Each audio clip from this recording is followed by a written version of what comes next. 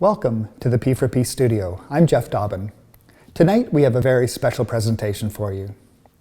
We had the privilege of working with People First of Ontario over the last year to produce a number of videos that speak to the priorities of the organization. Specifically, stories told by People First members on the importance of home, work, and speaking up. The video series is called This Is My Life, and we're launching it today with 3 of the series producers: Richard Ruston, Brandon Lundy, and Carolyn Fast. The complete video series is available on the new People First of Ontario website. So if you want to see these videos and more after this presentation, visit their website. We have a chat box on the screen, and the producers of the show will be monitoring that during the webcast. If you have any questions or comments, just type them into the chat box, and they'll respond to you there. One last thing. We'd love it if you'd take a minute to share your feedback by completing a short survey. On the very bottom of the screen, you'll see a button labeled Survey. It's all online, it's fast, it's easy, and it's a great help. I'd personally like to congratulate People First of Ontario on this great series. There's some incredible stories, and I know you'll enjoy them all. So without further ado, introducing People First of Ontario's new video series, This Is My Life.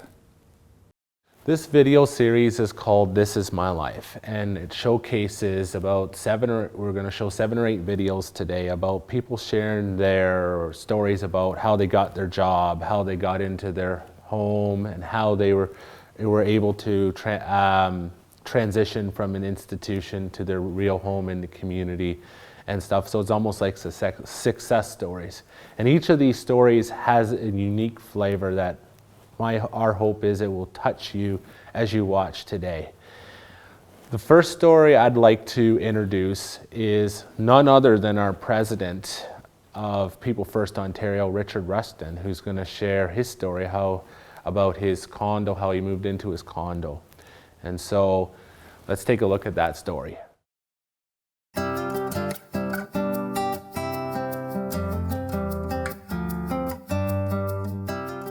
My name is Richard Ruston. I'm the president of People First Ontario. It's an education movement. We do different things, regional meetings. We have our annual meeting. We have people come together for different things. What's really important is we all could relate some way, but the thing is we all talk from our hearts. I met with our executive director of our association. I said, I want to own something. He goes, what do you want to own? Because I heard about this project, this housing development project. So I applied, I got turned down, and I was getting discouraged because I wanted to move where I was living. I went back to the executive director, I said, you should help me. I need help because I don't like where I'm living anymore. I started off when I was, as a little tyke, I was putting in a group home because I had some problems. I was hyperactive, emotional, disturbed then. I don't want to use the R word because it bothers me. But I lived in a group home. From the group home, I lived there for a few years. From there, I got to go back home with the family and things like that. But as older you get, you realize things have to change. I lived at home until I was about 22. Then I started living with a relative. And from there, I moved into geared income. From geared income to subsidized housing, and then co-op living. A lot of people say condos are not the thing, but for me, it is something. It's a white and reddish, low-tone brick. There is 18 units. 2 of them are 1-bedrooms. The rest of them are all 2-bedrooms. I have a 2-bedroom. One's for my office. We have our own laundry on each floor. I have a dishwasher in my condo, a fridge. We just had to replace the fridge. I look forward to every day opening my own door, doing whatever I want to do, or invite friends over, or being part of a community in condos. It's run by a board like any other organization or housing development. The members who have the voice, we have a right to say yes or no when it comes to issues or things that we have to get fixed with the condo. Personally, I feel safe. I know a lot of people, just not in our condo, in the area. If I'm sick or something, I have friends who know emergency stuff. I go to Tim Hortons almost every day. If I'm home, I love go for walks with friends. I've always wanted to live in a community such as my background. Living with my grandmother and grandfather that were originally from Poland. In the Polish community, the food is a lot better than Canadian. Sauerkraut, sausage, cabbage rolls. For me, it's affordable because I'm really budget my money right to the dollar and cents. You have to make sure your mortgage is paid, this is paid, that's paid.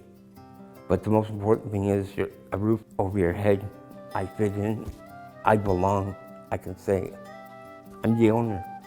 Belonging means being accepted for me, who I am. Being part of something is my choice. And belonging to something is really important for me because I've always moved around because I wasn't comfortable. Today, I don't have to say that. I've been there 6 years. Not once I thought of moving. I am at home, it's my own. I think the biggest thing is, it's one of the people's first goals, is the real home. And this is something we still fight for today. A real home is very important because it's not a group home, it's not an institution. It's something when you open the door and say, this is real, I got the key. Wow, that's awesome. Very powerful. You know, when I'm down in Windsor, sometime you have to take me out for Polish food. I know. It would be great. You know, when I listen to your video, I've listened to it a few times now, but the sense of belonging, where you talk about I belong, and Right. about being part of something that's bigger than yourself, you know? And so you're part of like a condo and that has a board and Yep. has a network of people, and you talk about your friends and how they'll check in on you, and so you've had a network of support people there. Just the importance of relationship building. Oh, for sure. Yeah. And when you said that thing about the key, that's something every person dreams of. Like a lot of people in Ontario dream of who may have a disability that are coming out from the group home. And they're like, that's something they dream of. This is the key to my home. And that was pretty powerful. A lot of people are going to say, that's awesome, I can do this too. I'd like to show you another video. It's with John. Where he lives, he likes to be part of a social thing. The bus is in front of his place. So he's happy where he lives. Let's watch the video of John.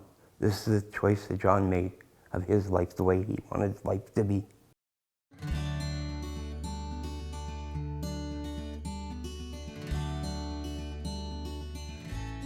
I'm John Smith. I live in Wallen. I live in an apartment on King Street. It's a one-bedroom apartment, and kitchen, the bathroom, living room, and dining room combined. I'm proud because it's a nice place and it's a good location to catch the bus. That's how I can do it, walk around and get some of my weight off. Slowly. I can move around in the apartment and do whatever I have to do. Like if I want to go down in the lobby, I just put my clothes on and see who's down there and talk to them. It gives me more freedom to go around and do whatever I want. Like if I have to go down and do laundry or get a couple cans of pop, have them when I do my laundry, and wash them, then dry them, and then go back upstairs. Then with the groceries, I go to the bus stop, wait for the bus.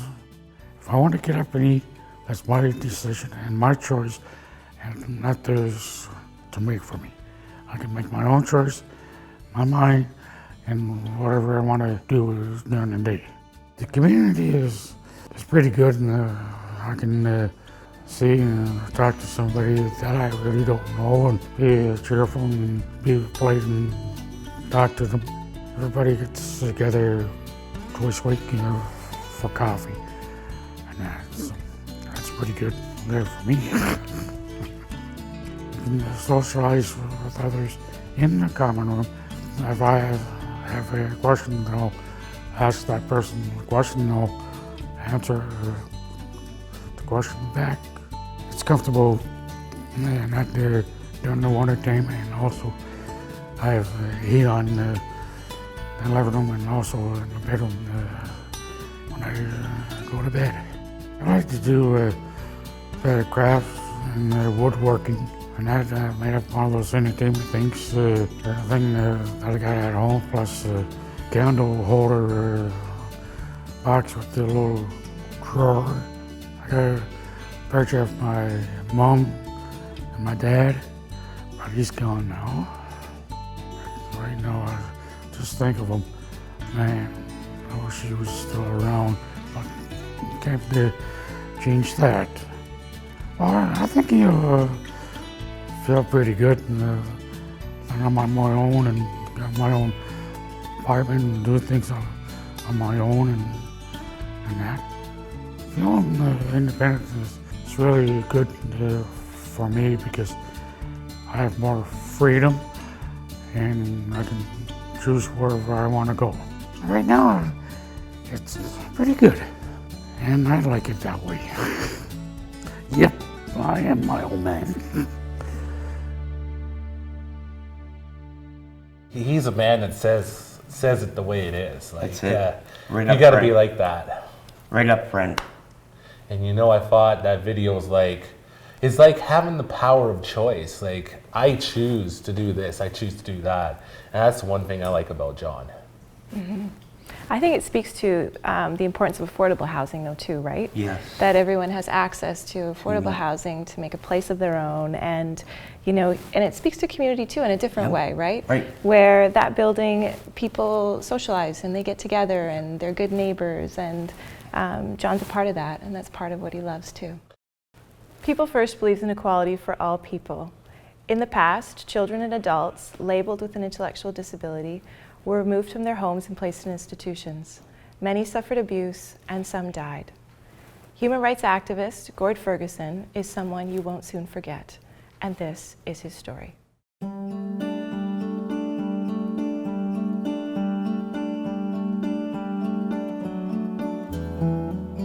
My name is Gordon Ferguson. I live in Bothell, Ontario. A disability advocate since the 1970s, Gordon has spent his entire adult life fighting for and defending the rights of people with disabilities, people just like him. In 1958, at 10 years old, young Gordon was sent to live at the Smiths Falls Hospital School, later known as Rideau Regional Center. And the way it is, as a prison for people with disabilities. A prison, he says, he dreamed of escaping. And then I get there. Because I try to want to label cooking time. In 1974, Gordon was released from the institution. He wanted what most 26-year-old men want: employment, his driver's license, and to marry, all of which he eventually achieved. During this period, Gordon met his future mentor, the co-founder of People First Canada, Peter Park. Peter firmly believed in the rights of people with disabilities to live independently and make their own choices. Having discovered his passion for advocacy, Gordon founded the People First Brockville chapter. He speaks very passionately about People First and what it's doing for him, and the value of including all people regardless of ability in community life. For over 3 decades, Gordon has advocated for people with disabilities. He's been actively involved in speaking to local groups, service clubs, and city council. He served as a board member, a fundraiser, and was politically active at the provincial level with Community Living Ontario. One thing that Gordon brings to the People First of Brockville Group that I think is very important is his sensitivity. He's very conscious of making sure that everyone has an opportunity to speak. In 1989, Gordon married his now wife, Donna. First Baptist Church, that's where we got married. Wasn't they a blue dress on? Yeah, a blue wedding gown. You and I got to turn the face this way. Yeah. A picture taken. Yeah. And so now I laugh at this one. Soon after marrying, Gordon and Donna moved in with his mother Audrey so that all three of them could benefit from sharing finances. Gordon and his mother had a difference of opinion about how Gordon and Donna should live after her death. She placed the home in a trust and wanted them to move into a nursing home. She had wanted to use the money from the sale of the home to pay for extra things for them. She meant well, but Gordon and Donna did not ever want to return to institutional living, even a nursing home. Gordon's mother died in 2011, and Gordon was involved in a 2-year legal process to keep his home. Gordon's decades-long directorship on the board of the Brockville and District Association for Community Involvement, his involvement with People First, and his many other advocacy roles helped generate important support from his many allies. In 2013, the trustees and Gordon agreed to an understanding, and the house was transferred into Gordon's name.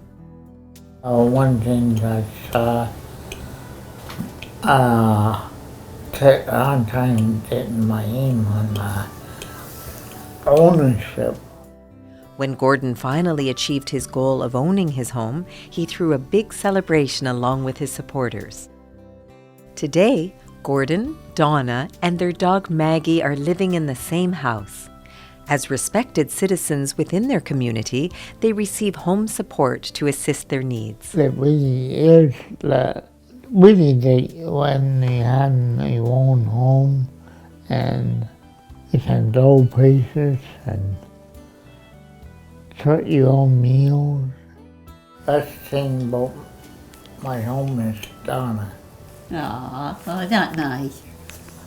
Having a voice, making choices, confronting injustice, and claiming full citizenship. Gordon Ferguson is and will ever remain a true hero and inspiration. You know, this story speaks to people who may be going through a long custody battle to get a home. Quite often that's what happens after maybe a mother or father passes away. And it just demonstrates the importance how we are not to give up, but to keep pressing on and just strive for the goal. So if we wanted to own our own homes, just to keep striving and not stop. Because the finished product is right there. Certainly. Mm-hmm. But when you think about his story, I mean, he had so much struggle. And in spite of it, he persevered and had these amazing relationships and networks of support and roles that he filled, right, in his community, sitting on the boards, being part of councils and advocating, and how that's an important piece in reaching the possibility of something that you really want, right? If you liked Gord's video, this next video is really going to move you as well. Hopefully it will move you to tears because it really gets to the heart of what it's like to be a citizen living in the community. And so it's about a man in Glenelg. His name is David McKillop, and he shares his story about how he got from the institution into his own home and how his support networks are in place. So let's take a look at this video now.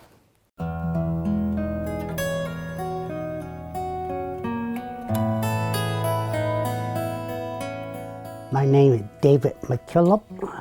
I live in Glenelg, Ontario. I was at Rideau when I was 4.5-year-old, and the doctor told my mom and dad I would not walk or talk or do not dress myself, also to go to the bathroom, nothing. I lived there for 14.5 years. They hired staff from Rideau off the street, no training or nothing. Now, most of the time they have staff with training. Now, once the Rideau was closed, people suffered what happened to them. People got beaten up, got their head cut, and they got their bone broken, and they got their sexual assault, beaten up, unbroken, you name it. They do. Those days, they didn't care for nobody. Sometimes I get nightmare of it when I'm sleeping. I lead the class action suit against the government than stand up for a lot of people who could not stand up for their right. Oh, I had a friend who, her brother was in the institution too, Vicky Clark, and her brother Rob couldn't talk, so they asked me to do it. So I said I will do it all the way. Class action suit, we took them to court for what happened to us. It took us at least 5 years before anything happened, and at the end we won the case, and we won. Everybody was happy. They won, and every time I check my email, I got my niece and my nephew telling me, "Congratulations, what you did for people." Each person who got beaten up or sexual assault, they get one between $2,000 up to $42,000. It is very important to stand up for your right, because you've been through a lot of pain, all that stuff. So take it all. Don't let the government take the money. It is very important to stand up to have your right. Wow, amazing. I met Davey 20-something years ago. Very inspiring. And recently, a couple of years ago, that he wrote a song about the institution. Yeah. And every word he says about happened when he was living there and his friends. What people with disabilities went through back in those days and how society was not accepting. I can even remember when I was younger, when I was little, society was not really accepting towards people with disabilities, and even if someone found something that was kind of different, the kids would still be so cruel to them. It was hard.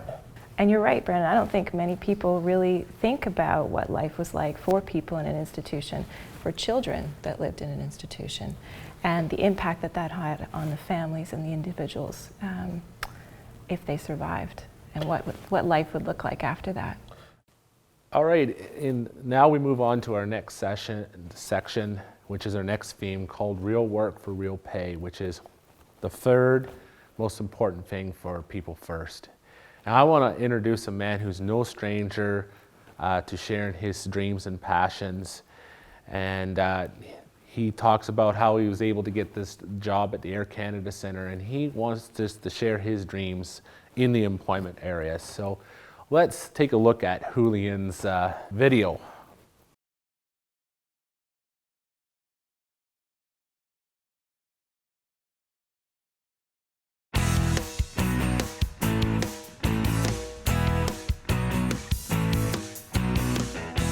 Thanks for coming to the Air Canada Centre today.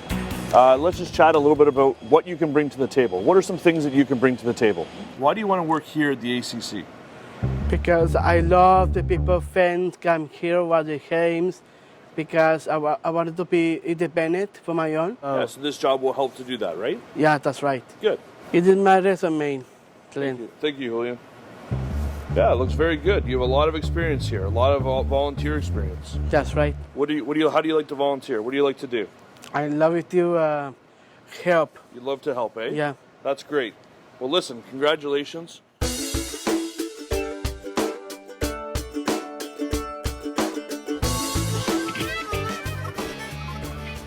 I feel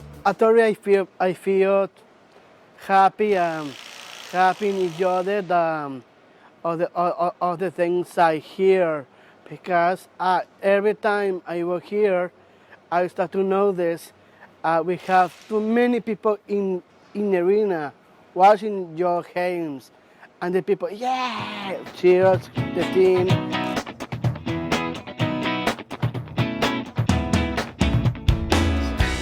I feel proud because the people to respect me and encourage me. I'm making my dream come true.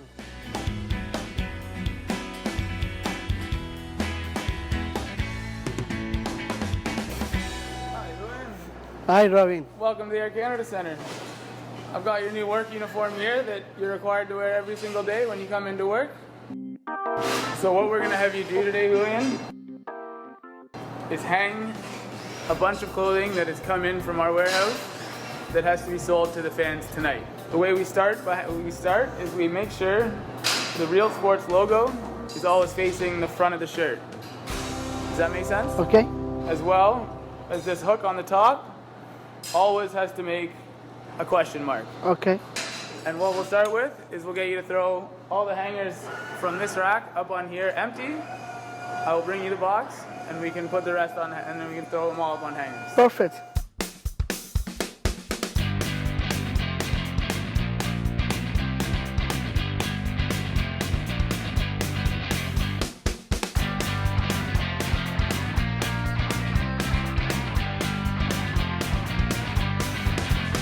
I love this hat. I love Clem Robbie because it's my first one, is because it's my boss. And the second thought is I love this guys working with me because I learn every day, every time. See, no time can come here. I work, I show my best. Oh, Julian, great job here. You did that really fast. Yeah, I wake up. Yeah, you did a good job.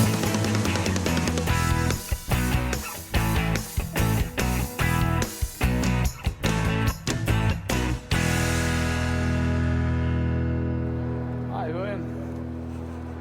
I'd like to present you with this award for 5 years of service where you've excited every fan, inspiring our people, being dedicated to our teams, as well as the most important one, being a leader in our community. Thank you very much. I feel very proud. I will tell you the part of the months. Totally, I never thought we went this award because it's a lot of emotions become to be the best community and the best worker guide. I love working with Robin. He's the best boss I never done because okay, I got no job. And you have a job because you come in here every day and you work extremely hard and you're very valuable to this team we call Real Sports.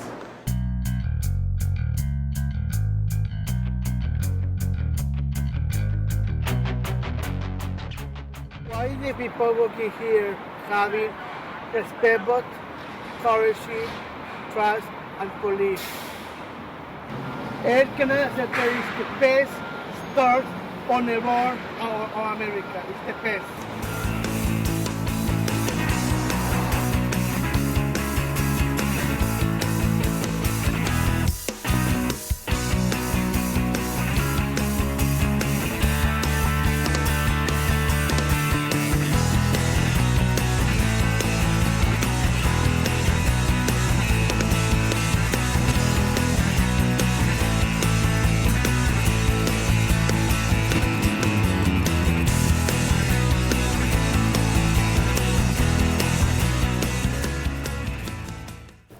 I like that. That was good.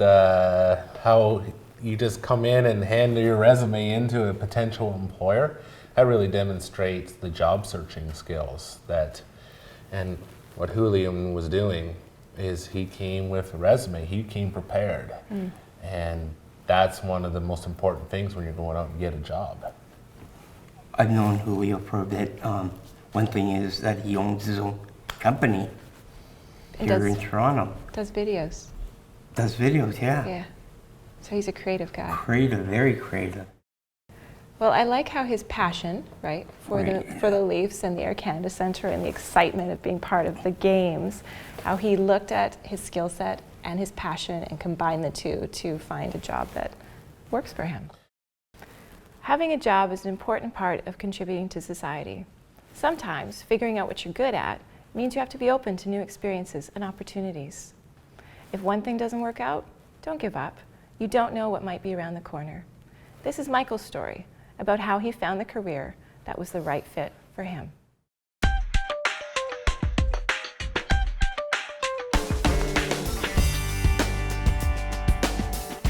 I'm Michael Jacques.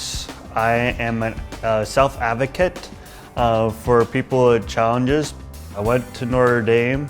I went to school for 7 years. I also got graduated with honors. I got an 89%. I also got a job at Sobeys. I also got my G1. At Notre Dame, there is co-op placement, and I went to different co-ops. I did mechanic stuff first. Then people thought that was really good because of how social I am and stuff like that. People thought I'd be really good for a grocery business. I went and see if I can get a co-op spot at Sobeys. I was going there just to help out when I was walking around, so because I'm so tall. Little old ladies and stuff that were asking me, can you reach the top shelf? So I'm like, oh yeah, sure, I give the top shelf. So then that's how it'd be like, oh, you'd be really good at Sobeys and stuff that I'm really good at social skills. I do lots of stuff. The main things is I do carts, I also bag groceries, and I also do carryouts. I do produce, I do dairy, do stock shelves. In wintertime, I help bring out trees and then make sure that they're all fluffy and nice to sell. I help sell the trees, and when it's Christmas, I help put the decorations up, and when it's summer, I put the decorations up and stuff like that. Ron is a good manager, and he respects me as a person because he knows I have challenges, but he also asks a lot more of me also in a sense, just because he realizes I have challenges, but he also wants me to be participated as a regular employee and make sure I do the best and make sure I get a full-time job and make sure like I can be the best I can do. It means a lot to have a real job just because then make yourself more efficient, but also too it makes you more a member of a society. It makes you like more like human kind of too, because then you have your own, they have to do bills and you're more, and then you have to give money and taxes to the government, so you're like more efficient. Every day I wake up is like a good day for me, just because I'm working and being very social and outgoing and helping people, because that's just my personality, just be very talkative, outgoing, helpful, and make sure that everybody's happy and pleased. I try to make a better experience for everybody. I am proud of myself, and my parents are proud of me too, with all the stuff that I'm doing. And I'm glad that I'm on the right track and I have good support for everybody.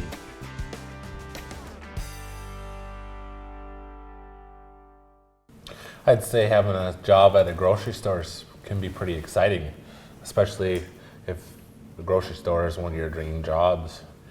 If you enjoy your job, you know you're going to put 110% into the work that you're doing. So I think what's interesting from Michael's story is the importance of co-op, that opportunity piece, right? And how at first he tried the mechanic shop and that just really didn't feel right for him. But he is social, and someone said, hey, what about Sobeys? So I think it just makes me think about the importance of opportunity and taking some chances. In this next video, I would like to introduce a man who not only has his own business, but is a man who likes challenges, and he took risks to get his employment at the Costco. So let's hear his story about how he got his job. His name is Tony Downer.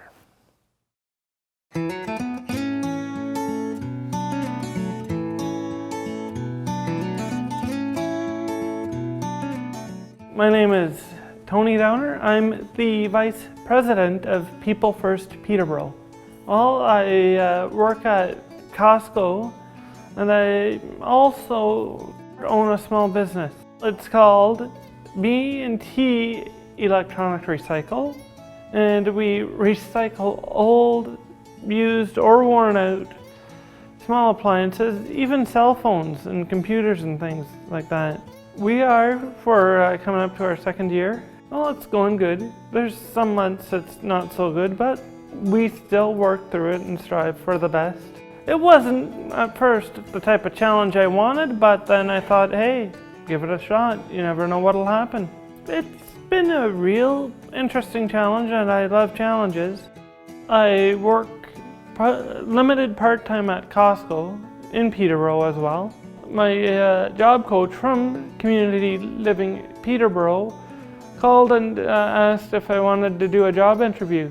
And I thought about it for maybe a minute or two, and I said, yeah, it'd be good to give it a try. I felt confident because I knew I had the skills I needed. It's just from working, like in volunteering in places like Showplace, helped me build the skills to be able to help people. I had to go through 8 hours of training. Well, I do putbacks, and I even help members and work on end caps. I mean, in that phrase, I work basically on the ends of the aisles. But with the end caps, it's what we generally have on sale. Recently got my first promotion in life.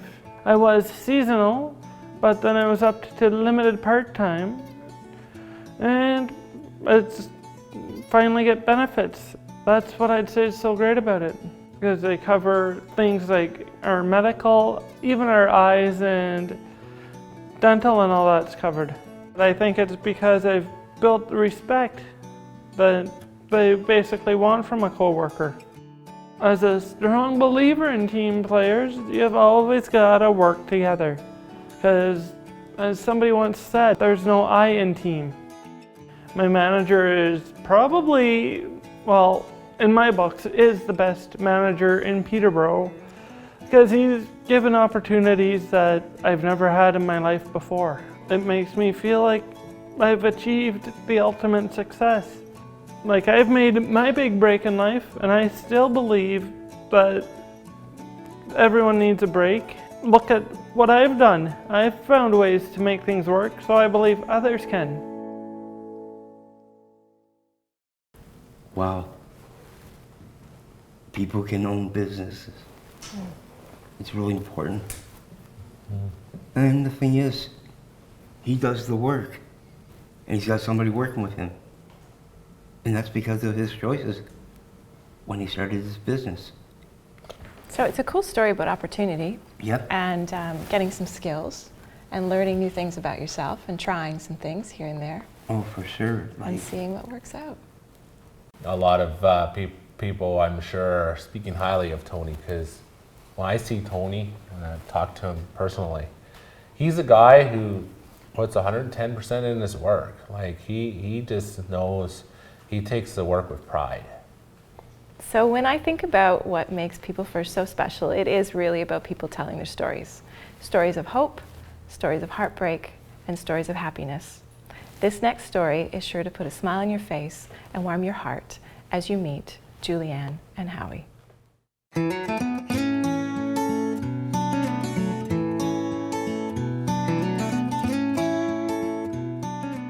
Hello, my name is Julie Allen, and this is my husband Howie, and we've been married for 3 years. Howie and I met in 2009, and we both were on a committee together, but he wasn't actually supposed to be on the committee. Somebody else was. And I'll let Howie tell that story. Actually, I'm part of a self-advocate group in Walkerton called the Action Committee.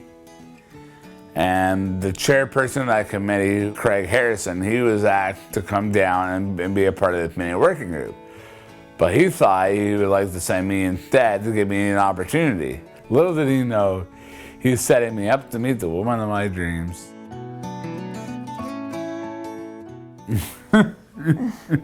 I want to tell this story. Sure. Yeah, okay. But the actual engagement, I came to Belleville, I bought this ring. But it was really terrifying to actually bring it up and say I'm ready for marriage. Yeah.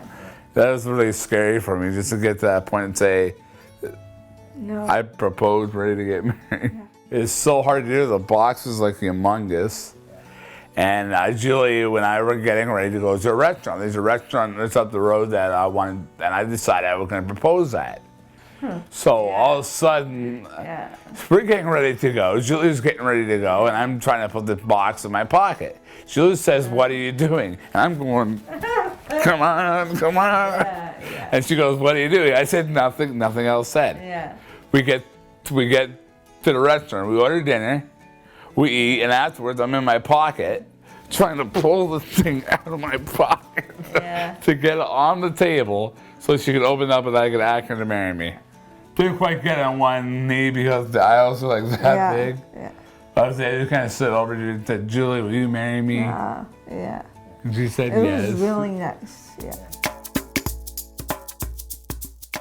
I've always wanted to get married, but I wanted to have a wonderful relationship that I have no doubts that he's the one, and he is the one. We got a pastor by the name of Jeremy Sanderson.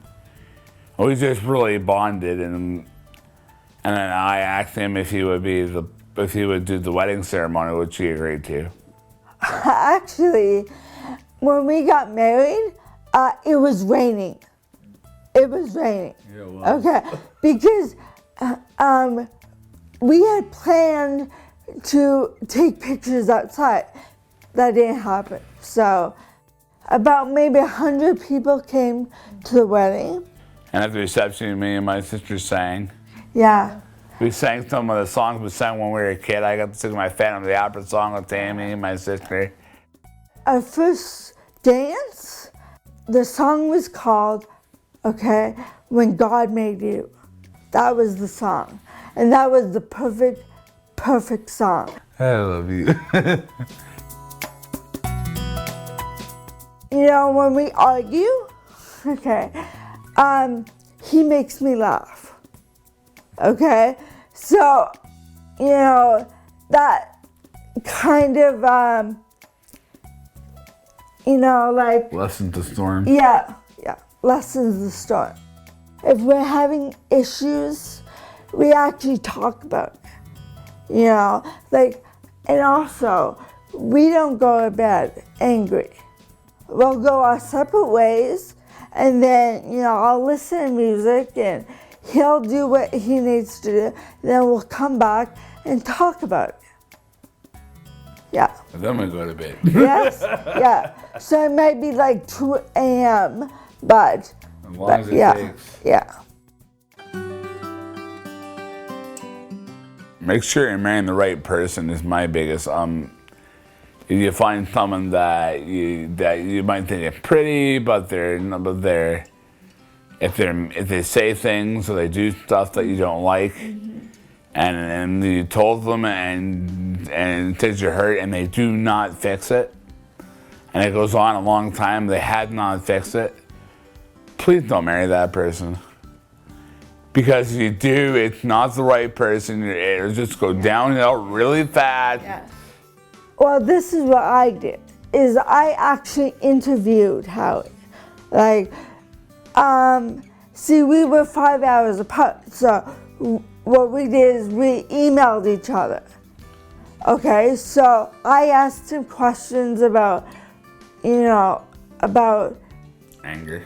Yes, like his temper, like what he does when he gets angry, like does he swear at you? Does he, you know, things. Yes, all that, right? And I asked him, do you like to communicate? Because that's important. Because if you get into a relationship that with a person that doesn't want to communicate, it will not work, And get into a relationship with someone who respects you and definitely loves you, definitely. Communication's a two-way street. Yes, it is. If one person's communicating, the other person will shut down and says, I don't want to hear it, I'm done. That's right. There's no marriage. It will not last. It's over. Yeah. I'm actually looking very forward to getting old. You know, just growing old together. It's gonna be nice. Having her, like, every day I come home, I see her. You know, this honeymoon stage, it has been 3 years and it has not died down one bit. So one of my future goals is to just keep it this way, never let it die down. We're always kissing, smooching, hugging. I'm actually, well, I'm not sure how I'm gonna do this, but maybe together because there's not a People's First here. So we might start a chapter. When she speaks and she's doing presentations, she gets the passion, and there was something with the passion that hit me like a rock that drew me to her. Yeah. I don't know what it was, but it's something with that passion that made me want to talk to her, made me want to get closer to her, made me look up to her, and next thing you know, here we are. And honestly, okay, this should be in the... I've never been happier. Okay, this is a very happy marriage. I've never been happier. Yeah. I love you. I love you too, honey. My advice to people that want to do that, get a smaller box for the ring. Yeah. He is a truly remarkable man, and I'm so happy he found the right woman in his life. Oh, for sure. It's like when he asked her, it was very special. You can just see how much they love each other and what great friends they are, and that she interviewed him, which I think was a good thing. I think another good thing is that they decided to do it, tie the knot themselves. But there are some barriers there, heartbreaking. Still today, it still happens with people who can't get married because it's not the right thing, but it's the right thing. We should have opportunities like everybody else. So sometimes following your dreams can be about being able to choose who you love. That's right. Yeah. Or who you want to be with. Yeah. I think that's important for all people. Yep. Not just people in regular society, but people with disabilities, since we want to promote that everybody is part of society. We're all part of society, and so we need to have equal access to marriage as much as real jobs, real homes, and real education. Yeah, she's a wonderful lady. Yeah, she's pretty cool. Yeah, she's funny too. I'm so thankful that she met Mr. Right, which was Howie. For sure. I guess we come to an end. There's no ending with people first, but there's an ending to the stories. Maybe it's time to get some new people involved. This video is going to make the impression of any town, any city, or any theater, or anywhere to show people with disabilities can be included by owning their own business, or having a real job, or doing something they really want to do instead of saying, you do this, and you don't do this. We talk about choices, wants, and needs. This is what this video is going to help. This video people be more strong and community be more acceptable with people. I'd like to thank everybody who's been involved. And it's not done yet. We're going to continue to find some way how to keep this work going. Very important. Good night, everybody. Have a good night. Wow, some beautiful stories. I'm going to watch these again on the new People First of Ontario website, and I'd like to invite you to do the same. You can also find other videos on the website. And if you'd like to join People First of Ontario, or perhaps even start a People First chapter in your community, you can contact them directly through their website. Before we sign off, I'd like to remind you again to click on the survey button on the bottom of the screen and share your feedback. If this presentation is important to you, we need to know, and we may even try to produce more stories. I've really enjoyed this evening, and I hope you have too.